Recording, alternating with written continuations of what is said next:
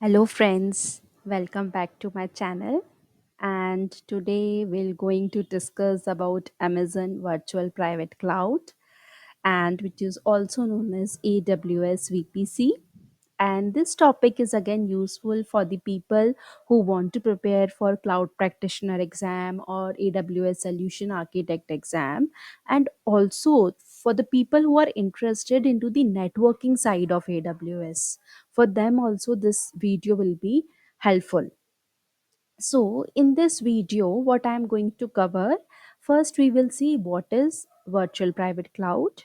Okay, then we will always see and recall what is IP address and subnet. Then we will see the architecture diagram of VPC, then internet gateway, what is root table, what is net gateway, what is security group, what is network ACL. So these are different components of VPC, and a small detail of how the traffic flow to the AWS VPC. And then again, as usual, I will show you from the scratch to how to create a VPC. So let's begin. So, friends, what is VPC? What is Virtual Private Cloud? So, it is very simple. Virtual Private Cloud is a virtual data center. Data center, what is data center? Data center is a building which is having a huge amount of servers, which are servers, storage, everything, compute, storage, everything. So, that kind of resource is known as data center. And when we talk about virtual data center, then it is known as private virtual private cloud. So AWS is a cloud provider, and it will provide all the resources in its own cloud.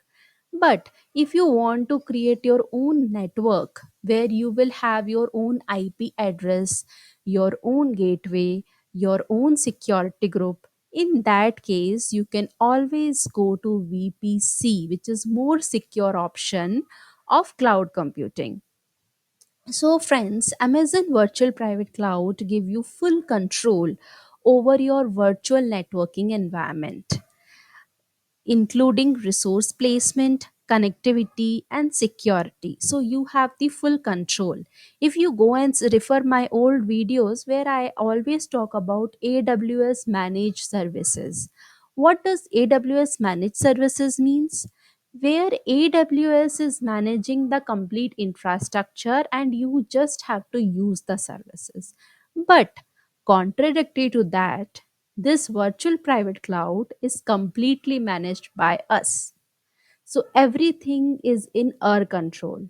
So that's the reason this is completely customized application. So when we go for any AWS account, by default we will get one AWS virtual private cloud. And there are two types of clouds, VPCs. One is default and one is customizable.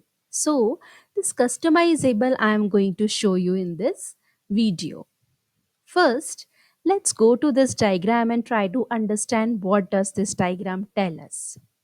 So if we see here, we have the region. Region is anything like in India, we have two regions. One is in Hyderabad, right? So if a region is a geographic location, if you want to know detail about region, please refer to my old video of AWS basics, where I have covered everything in detail and showed you the different regions which are available in AWS. So when we select a region, suppose I have selected the region is Hyderabad.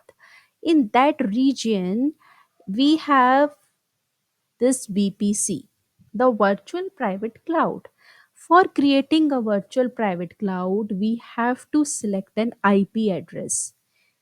By using that IP address only, we can access our virtual private cloud. So once we select the IP address range of virtual private cloud, inside this, we can select a sub range of IP address and call it as subnet. So, subnet is a part of virtual private cloud and one availability zone inside one region One availability zone can only have one subnet. So if we have three availability zone in a region like in Hyderabad, then we can have three subnets. And each subnet can have multiple instances as well. Instances, it can be a storage or it can be a compute instances. And this virtual private cloud gets connected to the outer world or the outer internet by using internet gateway. So I think you guys must be wondering that for some of you, internet gateway, subnet, all this thing might be very new. But don't worry, friends, I have covered this in this video. So let's move. Now, first we will recall our old learnings, what we might have learned in our education time, like what is IP address and subnet.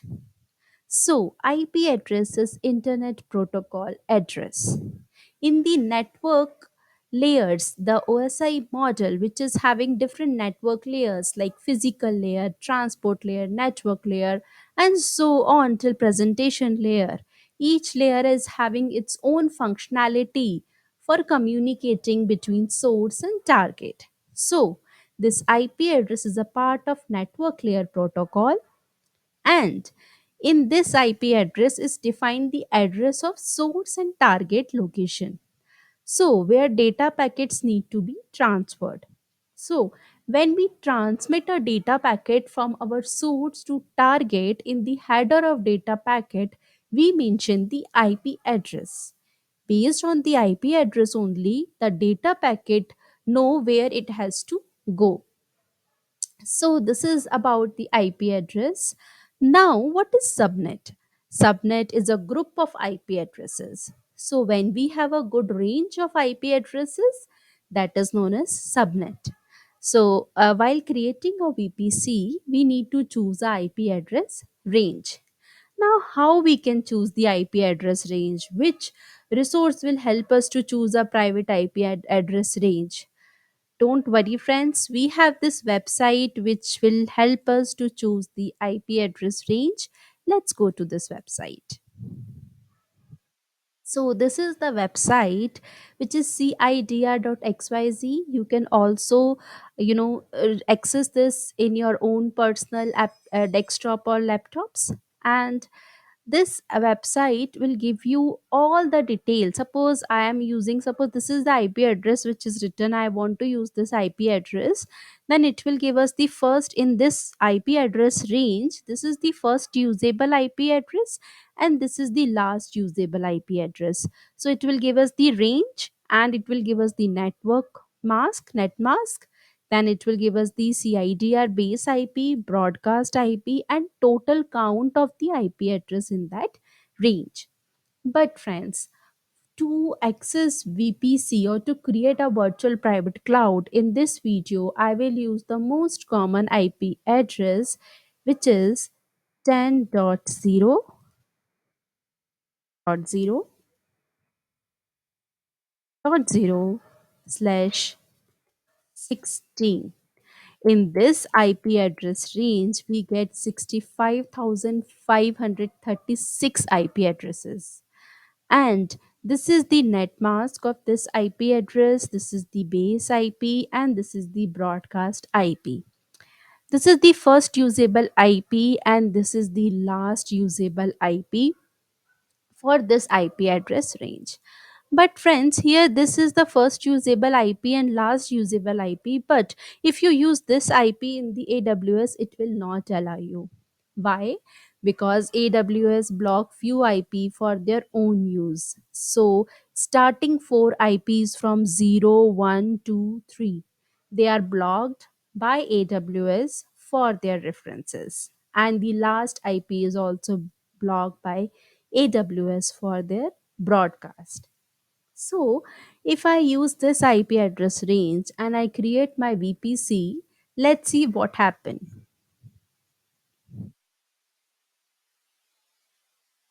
So, friends, before creating IP VPC, I want to walk you through what is Internet Gateway. Internet Gateway is a very interesting topic. Why? Because it will help two different networks which are using completely different protocols. This internet gateway help these two different networks to communicate. So if you have two different networks which are not using the same language, then how they will communicate? They are using different protocols. Two people, if they are not using the same language, they need a translator who can translate their language and so that the other person will able to understand. Similarly, internet gateway don't translate, but it will help to connect two different networks which are using two different protocols. So VPC is a network which is using private IP ranges, and then we have internet.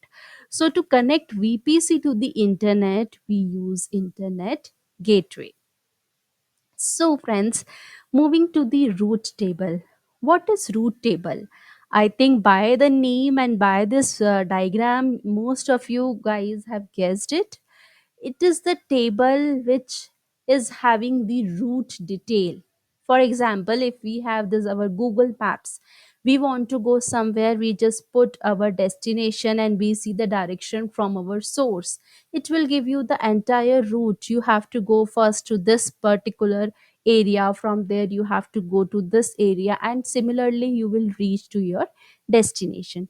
Similarly, this route table will give the route for the IP address for the data packets.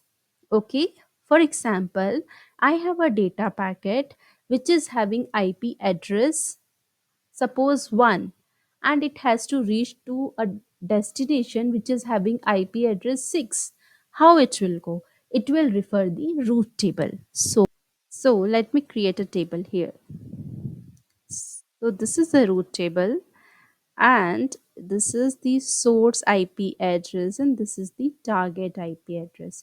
Suppose source IP address is 1, target IP address is 2, then source IP address is 2 and target IP address is 5. Then source IP address is 5, target IP address is 3. Now I have a data packet. This is my data packet, and this data packet is having IP address which is a source IP address is 1, and it has to reach to the destination which is IP address 3. So what it will do, it will go to the route table. It will see first, if it is having 1, then from 1 it has to first hop to IP address 2 destination. From 2 it has to go to 5, and from 5 it will reach to its destination, that is 3. So this table help us in that. So if we see here, let me just erase this, or let me keep it for a while so that we can refer this. So this table is inside the router. I hope you guys know what is router. So it stored the source and the destination IP address detail, and it shows the route which packet must take to reach the destination IP. It also contains the address of the nearby routers. So suppose the destination is very far away, which is having 2 3 routers in between. So instead of having the destination IP address, it will contain the IP address of the next router. From there it will contain the next router, and at the end it will reach to its destination. So by default, all subnet which get created inside VPC are assigned to the main route table. So friends, when we create a VPC, by default a route table get created which is known as main route table. So when we create any subnet inside the VPC, all the subnets will attach to the main route table. I will explain it in upcoming slide for you to get more clarity. So let's move to a small detail about different traffics. So there are different options traffic to AWS VPC. First is public traffic to VPC. All the public traffic go to the VPC via internet gateway. So internet gateway help the public traffic to communicate through the VPC. Then all the private traffic go to VPC using VPN connection. So this VPN connection is an encrypted connection. So it is having the security because it is encrypt, but it will travel through the same public internet. So it is a low speed, but it is secure. So it will go and it will reach to the gateway where it needs authentication. Then, friends, we have private traffic to VPC through a dedicated network. So, this, if we see, this is secure but low speed. A dedicated network, which is AWS Direct Connect, this is the high speed network and also secure and high speed. This is used for public traffic to communicate to our VPC. So these are the different types where public traffic can communicate to the virtual private cloud. So if I'm using any public application, suppose a web server or anything, and that needs to communicate to my virtual private cloud, in that case these are the different options to communicate. Now, friends, I think this is one of the important topic which I'm going to cover. So please tight your seat belts. And just kidding. So, virtual private cloud architecture. This architecture, if we understand, we will understand most of the details about VPC. And to crack this exam, it is always easy when we know this, and also to implement it also it become very easy. So to create a VPC, we need to select IP address. So I have selected this IP address. Then we need to create subnets. So subnet is a group of IP address. So this entire box is my VPC. This VPC I have, when I'll create, I will use this IP address range.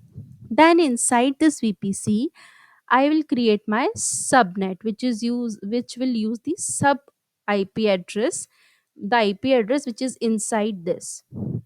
So this is my subnet 1 and this is my subnet 2. So if I'm using the IP address 10.0.0.0.16, so inside this I will get IP addresses 10.0.1.0/24 and like this. So I can use these two IP address to create my two subnets. When we create VPC, by default we will get a root table, single root table, and single ACL. The single root table and ACL we will get with VPC are known as main root table and main ACL. So, friends,